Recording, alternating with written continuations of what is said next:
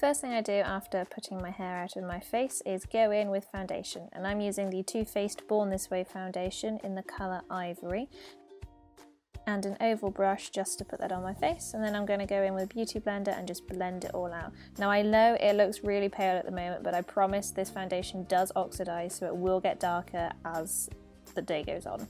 Next is concealer, and I'm using a combination of the Urban Decay Naked Skin Concealer in Light Warm and the Collection Lasting Perfection in shade number 3.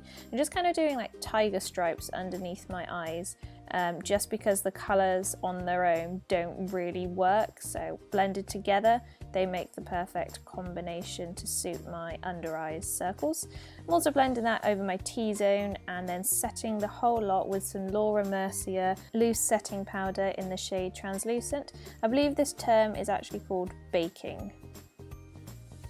Next thing, I'm going to prime my eyelids with the Urban Decay Eyeshadow Primer Potion and just putting that straight on with a little wand and then using my fingers just to blend that in. Now it's important to leave this to dry for a little bit because you don't want to be applying eyeshadow straight over the top. So while we're waiting for that, I will do my eyebrows with the MUA Pro Brow Kit and the Real Techniques eyeliner brush. This kit actually only cost me like £3 or something. So just filling in my brows, and then to set them, I'm using the Rimmel Brow This Way Eyebrow Setting Gel. Believe it or not, it actually started out clear. Then to contour, I'm using the Hoola Bronzer by Benefit and the Real Techniques buffing brush just to grab a little bit and put it underneath my cheekbones, blend it across the top of my forehead, get rid of that double chin, and then it's onto eyeshadow. So I'm using the Too Faced Sweet Peach palette and the first colour Peaches and Cream just to go all over my eyelid as a bit of a base. And then I'm taking the colour Summer Yum and just going into my crease. And then to deepen that crease, I'm going over the top with a little bit of this colour, which is Charmed, I'm Sure, just to kind of deepen the crease and add a little bit more depth to the eyeshadow look. And then going all over with this colour called Bellini, which is like a glittery sort of pink, although it doesn't look too pink here, which is quite nice. And then I'm going to take this dark purple called Peach Pit and just put it on the outer V. It doesn't look very purple on, I promise. And then finally going in with the colour Luscious, which is actually my favourite in this palette. My lips gonna be pink because they so luscious. Anyone else seen that? Just me? No. Okay.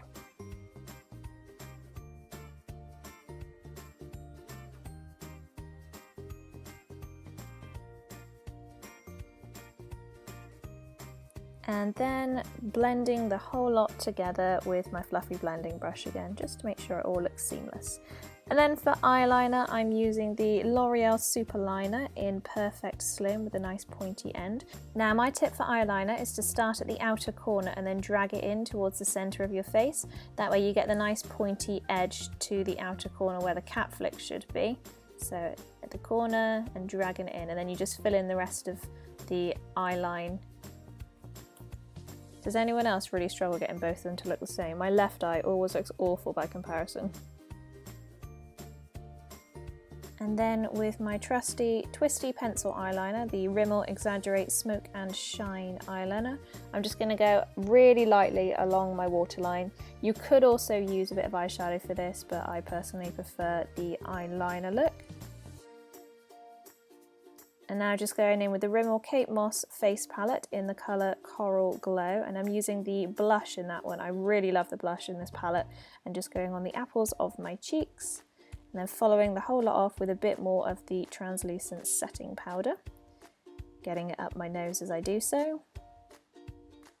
And then for highlight, I'm using my Mary Luminizer by The Balm. This is such a strong highlight, so maybe not the best for everyday kind of use. And a Sephora fan brush just to apply that on the tips of my cheekbones, the bridge of my nose, Cupid's bow, and then a bit on my brows as well.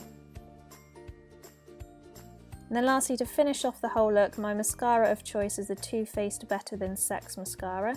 I'm still not 100% sure about this one because the wand is so fat and it is a little bit clumpy and very difficult to do your bottom lashes, but we're going to make it work. We're going to roll with it. Today just so happened to be a really bad day for my left eye, just in general.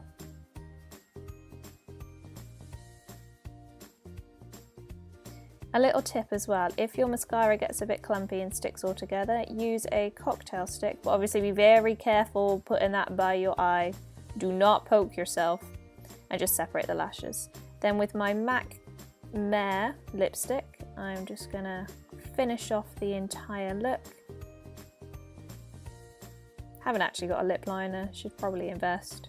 I've heard they're good. And then you can either just leave it like that and be done with it, or if you want to cover up the fact that your mascara looks really awful, you can go in with some fake lashes. Ooh, daring. So the tip with fake lashes is to make sure that the glue is almost dry before you stick it to your face. That involves a lot of blowing. And then start in the middle of your eye. So stick the middle of the lashes down and then go in to the corners after that. And sort of just prod it and stick it as close as you can to your natural lash line. Applying false lashes takes a little bit of practice, but if you manage to do it right, they really make all the difference to the whole look.